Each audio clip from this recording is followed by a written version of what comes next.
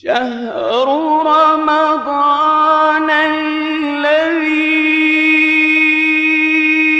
أنزل فيه القرآن هدى للناس وبينات من الهدى والفرقان.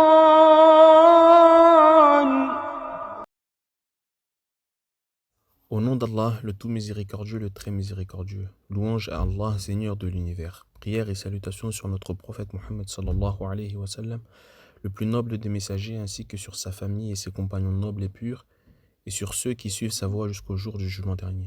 Mes frères et sœurs en foi, assalamu alaikum wa rahmatullahi wa barakatuh. Nous continuons cette série des recommandations de Luqman, que la paix soit sur lui, à son fils. Luqman demanda à son fils d'accomplir et de s'attacher à la prière pour renforcer et parfaire sa foi. L'accomplissement de la prière permet de garder les gens dans l'obéissance d'Allah subhanahu wa ta'ala. L'obéissance d'Allah est le seul moyen pour augmenter sa foi et d'éviter les péchés. Après l'obéissance à Allah subhanahu wa ta'ala et le fait d'ordonner le convenable et d'interdire le blâmable, nous allons aborder aujourd'hui la recommandation de la patience. Il est normal que tu rencontres des difficultés et des épreuves difficiles en ordonnant le convenable et interdisant le blâmable. Des gens vont mal parler sur toi, te critiquer et tu vas avoir des ennemis. Ce fut le cas de tous les prophètes qui ont rencontré des difficultés dans l'accomplissement de leur mission. Dieu a dit à son messager dans le Coran, Fasbir kama sabara ulul azmi min ar-rusul. Dans le sens, endure ô Mohammed comme ont enduré les messagers doués de fermeté. Surat Al-Ahqaf. Il faut que tu saches que quand tu ordonnes et quand tu interdis, tu vas rencontrer des difficultés et des empêchements. Il faut que tu sois prêt et bien préparé à affronter ce genre d'épreuves. Il faut que tu sois solide, endurant et confiant. Tu dois être persévérant et pas celui qui renonce à sa mission. Le chemin de l'appel à Allah est le chemin du paradis et il est très difficile, rempli d'obstacles et sera semé d'embûches. C'est ce que tu as enduré dans l'accomplissement de ta mission qui va définir ta position dans le paradis.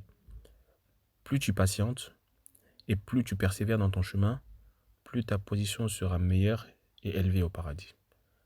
Allah nous dit dans Surat Al-Ankabut, أحسب الناس أن يتركوا أن يقولوا آمنا وهم لا يفتنون. Est-ce que les gens pensent qu'on les laissera dire nous sommes croyants, nous croyons sans les éprouver? Allah a créé les gens et les difficultés pour les éprouver et récompenser ceux qui patientent. Le chemin pour faire le bien et éviter le mal est semé d'obstacles. Le seul moyen d'y parvenir est la patience.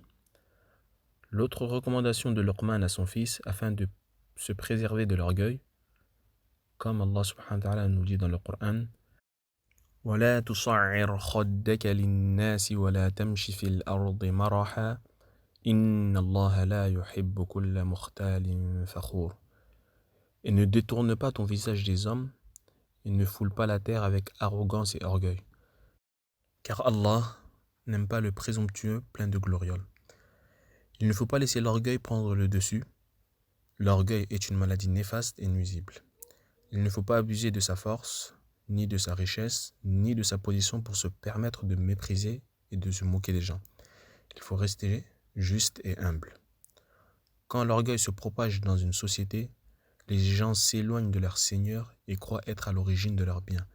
Ils en viennent à nier les bienfaits d'Allah subhanahu wa ta'ala. Allah n'aime pas l'orgueilleux car c'est une maladie. Il aime l'humilité et la bonté avec toute personne. Il faut donc que tu sois humble pour plaire à ton Seigneur. Qu'Allah fasse de nous comme ceux qui prêtent l'oreille à la parole, puis suivent ce qu'elle contient de meilleur. Gloire à ton Seigneur, le Seigneur de la puissance. Il est au-dessus de ce qu'ils décrivent.